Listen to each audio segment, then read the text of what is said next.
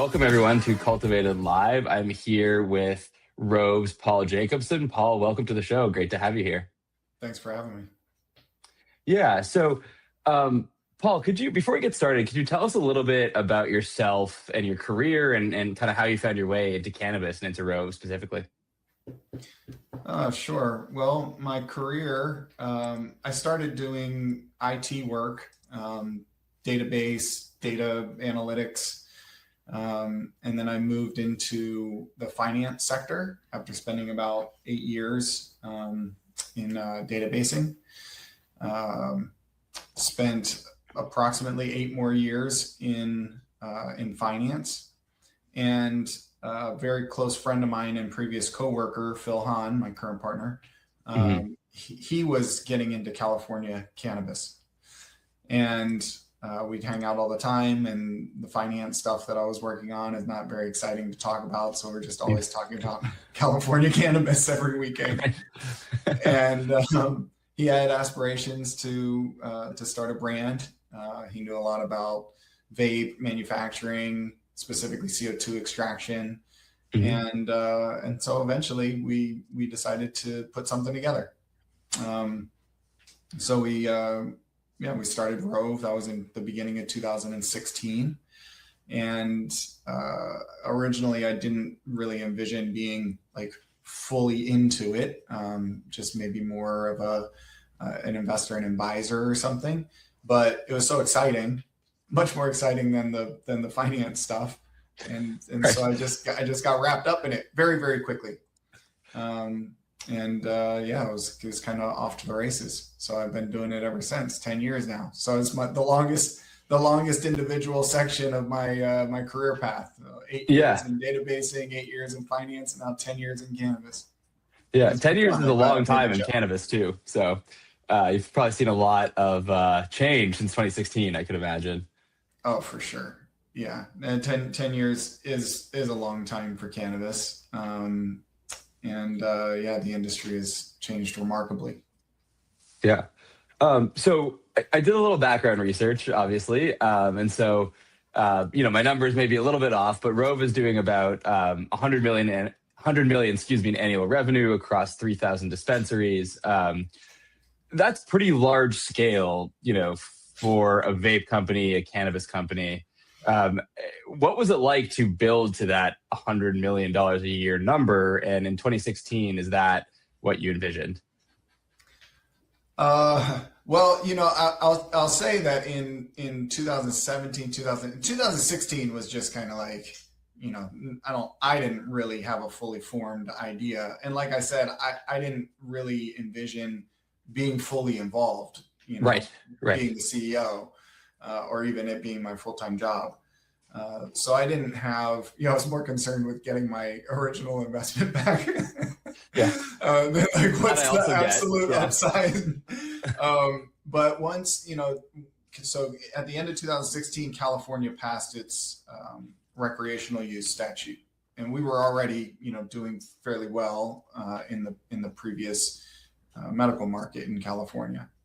And so when California passed that recreational statute, before that, it was just Colorado and I believe Washington, maybe Oregon. I'm probably going to be wrong on that, but it was, it was still the concept of full recreational markets it was pretty fledgling. And in 2017, as California started gearing up for recreational sales, then the upside of what this industry could become started setting in on me individually. And it was really exciting, the possibilities of what California could do. And then if other states continue to follow suit and put a recreational program in place. And so, the concept of a $100 million revenue company, I think it was actually fairly common in California. Right. There's a lot of excitement. Everybody was like, hey, if this continues, you take this little 1 year snapshot, and if that trajectory continues, then we're all going to have $100 million revenue companies. Right. And then over the years, the reality of what it really took to get there and survive the ups and downs of the industry and what it took to expand to additional markets, that also started setting in and tempering my expectations a little bit. Long story short, I wouldn't say that I never envisioned the company being this big, but I certainly thought it was a shoot the moon kind of scenario. Right. Yeah. When you said that you initially were unsure if you were going to take the plunge and actually become the full-time CEO of the company, what made you make that choice, right? Like, that's a difficult decision. And I know you had a good career going, right? You could have been an investor and sort of sat back and hoped that it went well. What made you really take the plunge and get hands-on? Because that's a big plunge to take, I'm sure. Okay, well, the answer is it's a funny story, but it's not very insightful. It's just kind of I'll try and tell it quickly.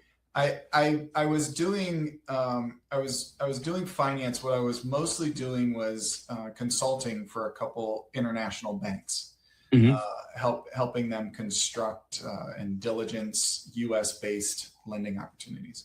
And I had an office that was part of a completely different company, and I knew them. I knew the owners, and they just had an extra office that they let me use. I can't even remember if I was paying for it. If I was paying for it, it was like $200 a month or something. Right. And I worked there for many years. And when we started Rove, part of the investment was leasing a building. And so we had just recently leased that building, and they were setting it up. My partner, the other founders, they were getting it all set up. And just by pure coincidence, at that exact same time, the owner of the company who had where my office was, he came in and he was like, "Hey, Paul, bad news. We're downsizing. We're moving across the street, and the new place doesn't have this extra office. So you're going to have to find another place to work." Well, I had just had my second kid. So I had a 2-year-old and a newborn. And so I just couldn't work at it. There's just no way I was going to be able to work from home. I get that. So I called my partner and I said, "Hey, you got to clear out a corner of the new Rove building because I need a place to put my desk."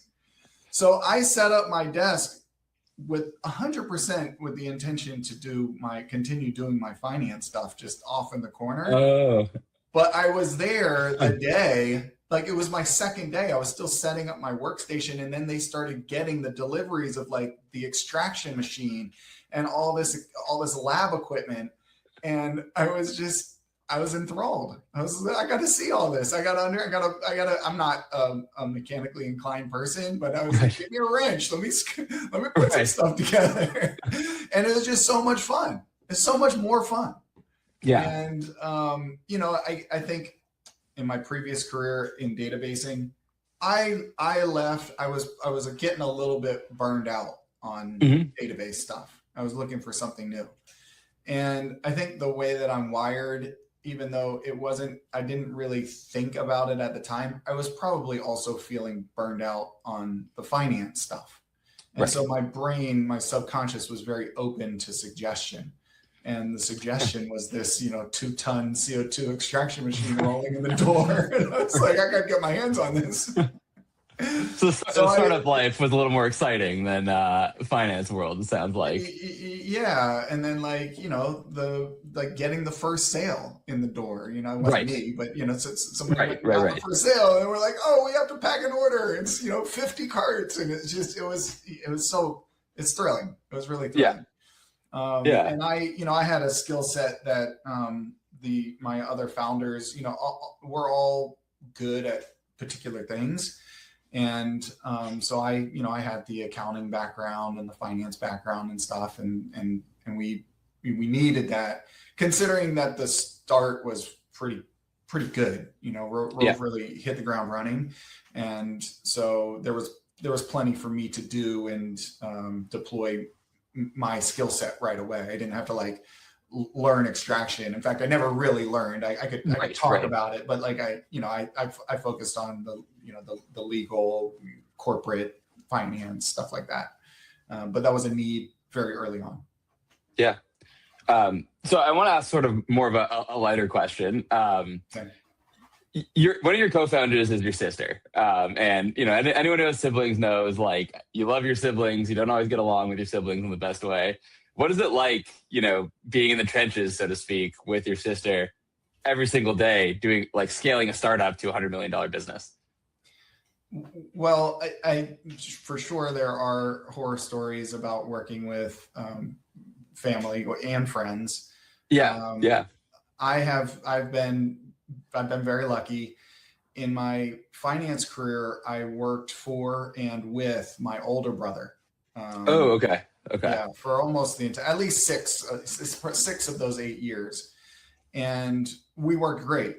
Worked together great.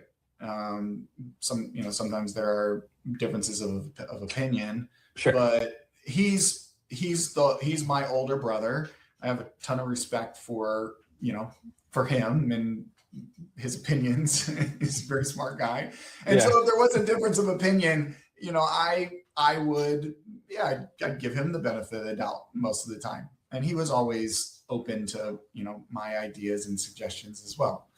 When it comes to working with Jo, my younger sister, I think a similar dynamic exists.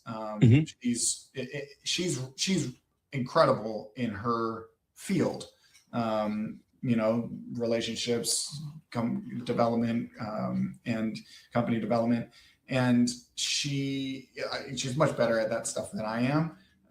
And also, like, I have this deep background in finance and legal and accounting. And so she's not really going to have some major differing opinion from me. She's just going to, respect my area of expertise.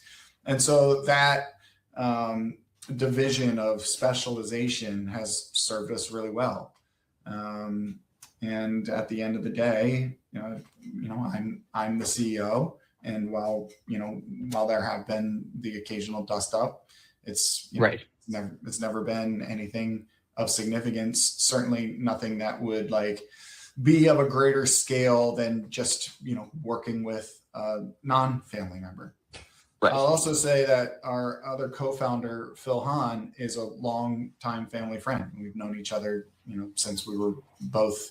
I think I met him when I was probably 12 years old. And him and his family are very much like family to me and my sister Jo. So in a lot of ways, it's like working with two family members. But the same thing exists with Phil. He's amazing in his area of expertise. And I just have no desire to really have a differing opinion from him, because I'm going to be wrong. He knows that stuff way better than me. Right. So it's worked out really, really, really well. And I know that's not always the case, but it's worked for us.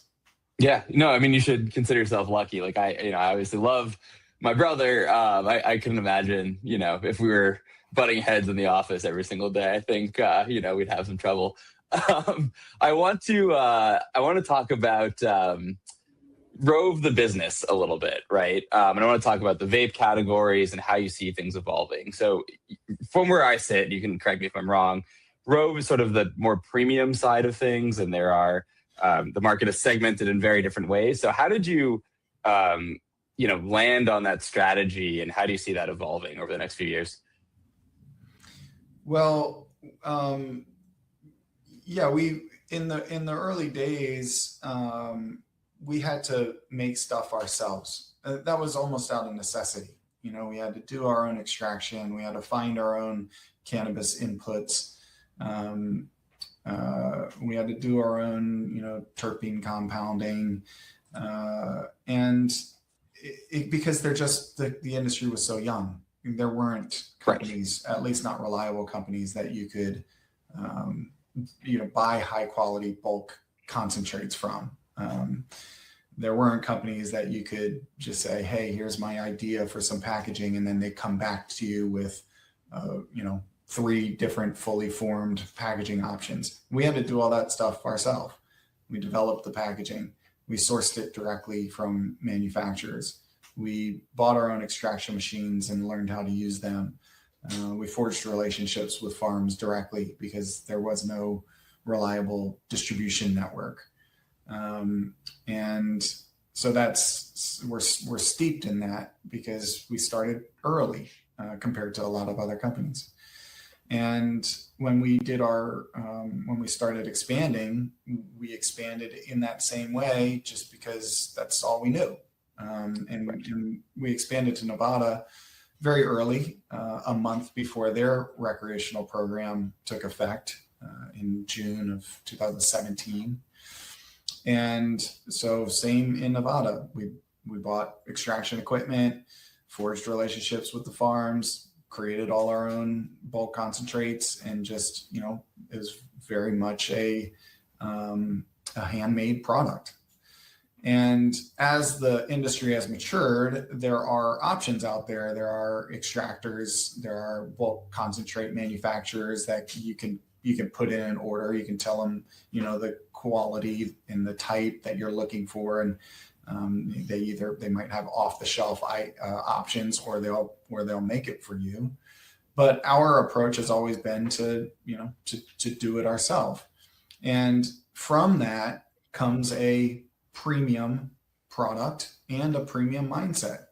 If you're just outsourcing all of the manufacturing and maybe even the sales and maybe even the marketing components of your company, which is fine, I think that also lends itself to it's like this is kind of put together with blocks that I've sourced throughout the industry, versus when you're really in the habit of doing all this stuff yourself. And so us as the founders and the executives of the company, all the way down to the people that are making these products, putting their hands on it, I think that there's a sense of real ownership and pride in the quality and the history of the company. And I feel like we'd be doing ourselves a disservice if we didn't crow about that, and make sure that the consumers and the stores that are carrying the products understand how much long-term effort has really gone into creating these products consistently and of a high quality.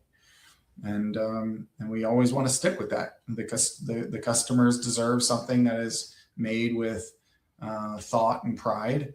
I feel like it stands out.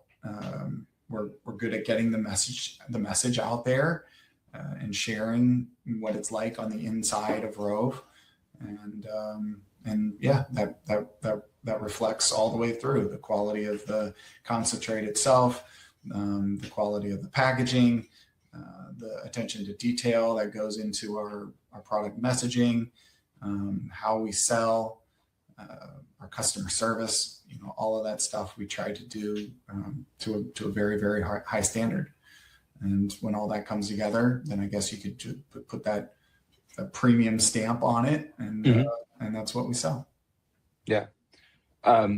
You're in 16 states, I believe, and you've scaled up New Jersey relatively quickly. New states, Virginia, potentially Pennsylvania, populous states that will have large cannabis markets, maybe coming online in the next year or two. When you're going to a new state, how do you vet partners, and do you sort of have a playbook now for entering a new state that maybe didn't exist in 2017, 2018? And how do you think about that? Because it must be challenging. All the regulations are different. The cannabis ecosystem is different. So just wondering how you think about that when you're moving into a new market. Well, it has become a little more formulaic. When we're looking for partners, we mostly, we like working with people that we think we're going to get along with. Yeah. It's important. It's not just about the economics of the deal, or even the geographical location. Some people really put a priority on like being in or very close to high population centers to have access to a bigger labor pool or something. Those are important, but the most important thing to us is that we like working with whoever we're working with, so that gets a priority. Also, it's not, in our experience, it's not the kind of thing where it's like, okay, we're ready to expand to Virginia. So pull up the website of Virginia ready opportunities for Rove. Most of it comes from, fairly random encounters, conversations. My sister Jo generates the vast majority of those. And, so sometimes it's just luck. It's like, okay, well, here's an actionable opportunity. And maybe we may be comparing two different states, like, because we don't like doing two at the same time. That's a big lift. So it's okay. We could do New Jersey, or we could do Virginia. Probably can't do both, and then look at both potential opportunities and say, okay, let's do New Jersey first, and then if that Virginia opportunity is still around in 3 or 4 months, then we'll shift our focus to that. From an operational standpoint, our crew has just become better and better every single time that we've done an expansion, from like training the new folks in the new state to like providing extra manpower from various more mature Rove markets to come there and support the launch, sourcing cannabis materials in that particular market, getting the sales staff trained up and how to execute on a new brand launch in each market. Those things have just become smoother and smoother every time. You get those reps. There are regulatory considerations for sure, but we've realized that you got to read it. Somebody, hopefully a couple people have to read regs and have some meetings and talk to people in the state. Maybe get a lawyer that has some specialty in that particular state and make sure everything is by the book. But it's become more an exercise of understanding and checking the boxes than like, oh man, we're going in here blind and let's see what happens, which was certainly the case for our first few expansions. Right. But that's startup life, right? Like it's chaotic at first, and then a couple of years in, you're learning a thing or two. So that's the way it goes. We are coming up on time here a little bit. One more final question. You're a founder-led business. You're 10 years in. In 5 years, what does Rove look like? Do you want to be a public company? Do you think you'll sell? Do you want to keep it private and keep running it? How are you thinking about those long-term 5 to 10 year conversations? Well, I personally don't have any desire to be leading a public company, but if that's the best thing for Rove, then it's not off the table. In 5 years, I hope that Rove just continues to be an industry leader, that we've continued to grow with this domestic market and hopefully the international market. There's a lot of excitement and things happening there. So yeah, I want Rove to just keep on doing what it's doing, innovate, keep selling our core products, reaching new customers. I think that cannabis continues to reach new customers in general, as the population becomes more accepting of it, and we just want a proportionate percentage of those new customers to try and embrace Rove. So yeah, we want to stick to our ethos of high quality and making products with care and pride. And I think that we'll be treated well. We'll grow along with the industry in general. We'll continue to seek out these emerging markets as individual states or countries pass regulations that allow cannabis in whatever form, whether it's inhalables or edibles or on the medical side or the recreational side. We want to be there and embrace every opportunity. And with that will come continued growth. Yeah. I have one of my Rove vape carts in the other room, so I can attest to the quality of the products. Paul Jacobson, thank you for joining us today. I really appreciate your time. Yeah, it was my pleasure. Thanks for having me. Of course.